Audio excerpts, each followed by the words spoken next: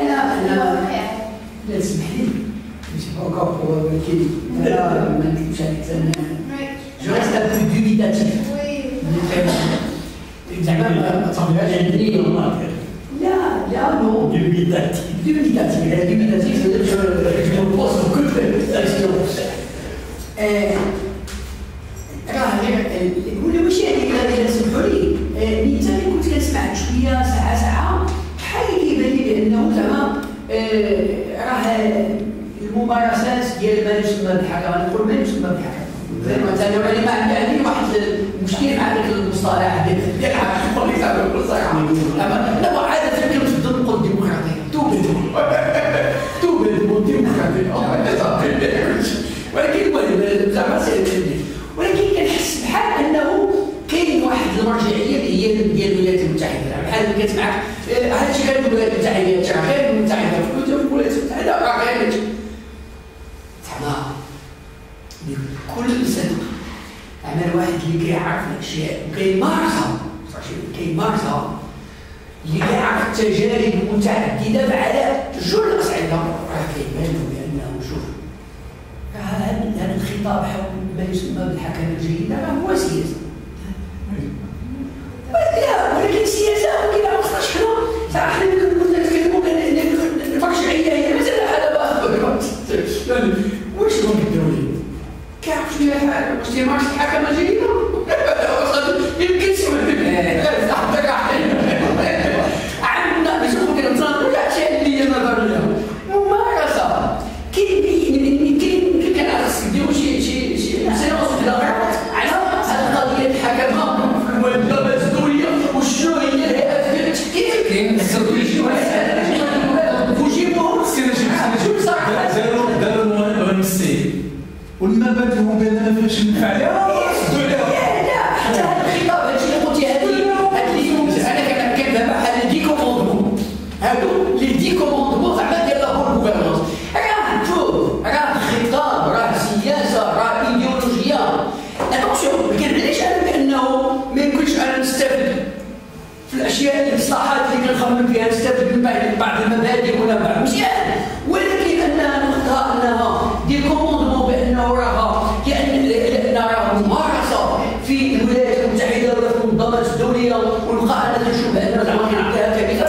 نقولوا كنخدموا راسنا وكنثق بها سي دو نقولها بالعباره اللي ما كانش واحده سي دو بيبول وي كونقول سي دو بيبول سي زعما سي دي شوز اللي كنا براتيكي ولا سي عبد الرحيم اذا انا باش ما يمكنش زعما نخلي هذه القضيه الحكمه كتسمى الحكمه راه فيها نقاش وسير وماشي السؤال ديالك بالنسبه للاقتصاد انا كنعتبر شنو غنبغوا بروغرام داك الشيء قلتي من الوضع اللي الملك هو القانون الى خارج انا كنفهم نقولوا دابا الان اليوم راه حنا في وضع اللي الملك هو القانون هذا واش نخصو داكشي اللي قدامنا خصنا نمشيو لواحد الوضع اللي القانون يكون ملك الجميع شي ملك شي هذاك يكون حقيقه ملك الجميع شنو هو ملك الجميع؟ اي ان الاصلاحات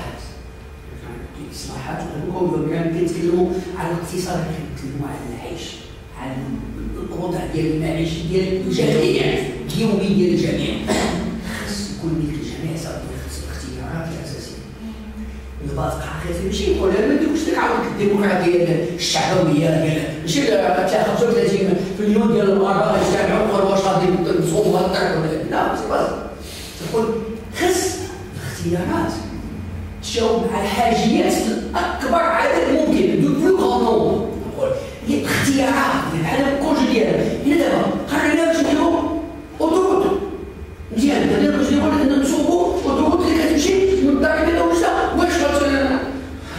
واش كتجاوب مع المصالح ديال قررنا نديرو التجارب وحنا عندنا قدامنا عندنا 40% ديال الدوار في العالم قررنا ما عندناش تطرح لا بيست كنعني بانه الاصلاح الاساسي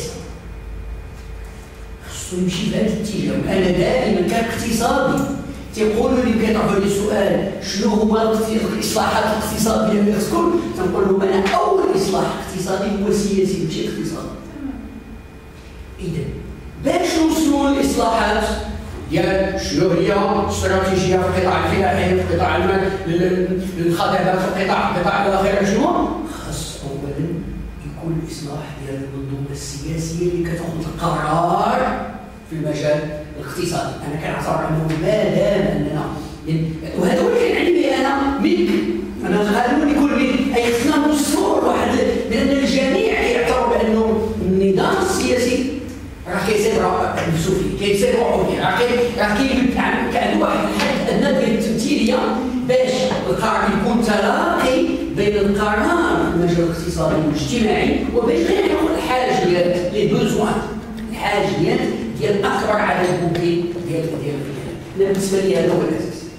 أستاذ خالد، دولة المخزن ومخزن الدولة وعلاقتها بالواقع كانوا دابا. الجو المخزن شكون اللي كيحكم فيه والدولة والعلاقة بين الدولة والمخزن والمخزن مستقبل القانون politique, etc. Je crois qu'on peut même arriver à un moment où la monarchie peut rentrer en conflit avec le système.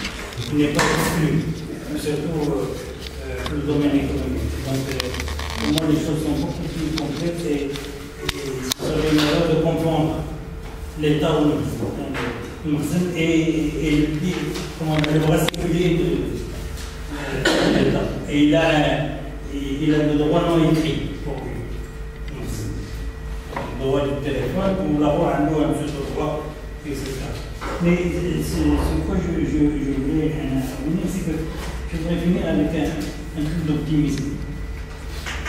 Je suis un vieux journaliste, je fais ça depuis 40 ans, mais ce qui s'est passé ces 2 dernières années est quelque chose d'absolument jamais j'ai cru qu'on pouvait le faire. Qu'on puisse publier un article, le roi prédateur. Moi, je ne sais pas si on prend conscience que maintenant le roi, on dit que c'est un prédateur économique. Et c'est un mot qui est rentré dans le quotidien. C'est dire que la sacralité du roi fout le camp. De plus en plus, depuis le 20 février, on en parle, la vidéo comme un vulgaire bonhomme, on l'insulte, on le traite dans la boue. On parle de Mejidi et de Lima et on brocarde leur tête dans les manifestations. C'est-à-dire qu'il y a une révolution extraordinaire qui est en train de se faire. On a un truc qu'on n'a jamais connu dans l'histoire du Maroc, qu'un individu, c'est pas parce qu'il est là, qu'un individu fasse une lettre en disant je retire le billet. Va te faire faire. C'est la première fois dans l'histoire. Moi, je ne sais pas, est-ce que nous mesurons la portée d'un tel acte? Pour moi, ce sont des ruptures très profondes. On ne se rend pas compte. On ne se rend pas compte qu'il y a aussi des ruptures. Ça a un rapport avec ce que nous disons. Une rupture extraordinaire faite par les femmes. Lorsque, par exemple, une médite, l'histoire de manger pendant le ramadan. On soit d'accord ou pas d'accord, mais ça a été fait en public, devant les gens et par des femmes. C'est la première fois dans l'histoire de la Oumma, des peuples arabes, que des femmes dans une rue disent on va manger et c'est la première fois dans l'histoire du monde arabe et musulman qu'on a une pièce comme celle de Diali. Je ne sais pas si vous l'avez vu. Oui. Hein, le monologue des vagins. Bien expliqué, mais on ne se rend pas compte des ruptures que constituent, enfin, je ne sais pas, vous êtes d'accord au niveau anthropologique, les grandes ruptures essentielles qui se sont faites ces 2 dernières années. Hein? Donc le roi n'est plus sacré.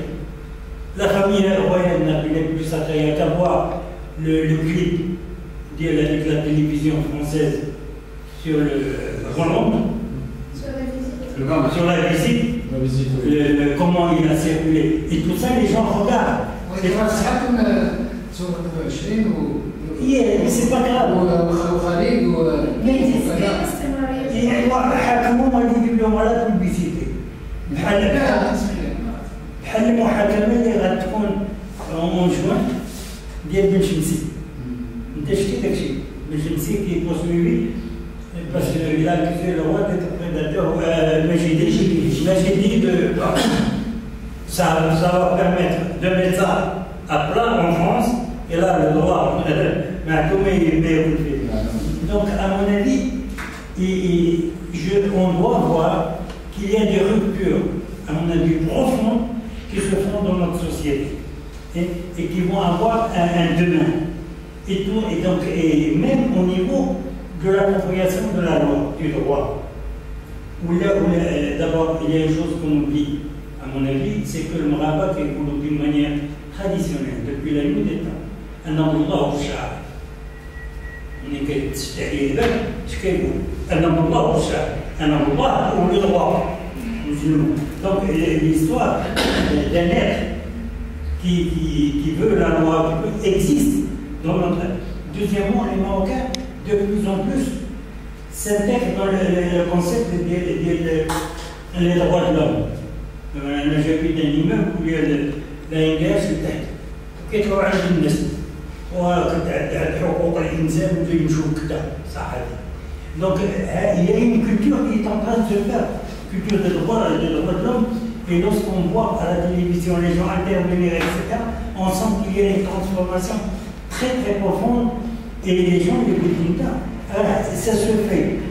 Donc dans la praxis, les Marocains et les Marocaines, Dominique Bouddha a été violé au Daba, etc. Ils vont entendre la mère parler. Et tous ces gens-là parlent avec le droit, avec la loi. Donc il y a une culture qui se fait. Et je pense que le pouvoir ne se rend absolument pas compte de ces ruptures. Voilà ce que je veux dire. شكرا. Merci. كان نقاش ممتع وشيق شائق العقل ولكن نتمنى يكون فقط حلقة أولى من سلسلة النقاشات نقدروا نلقاو لأن النقاط كثيرة ثارت وما يمكنش حيز زمني ضيق أن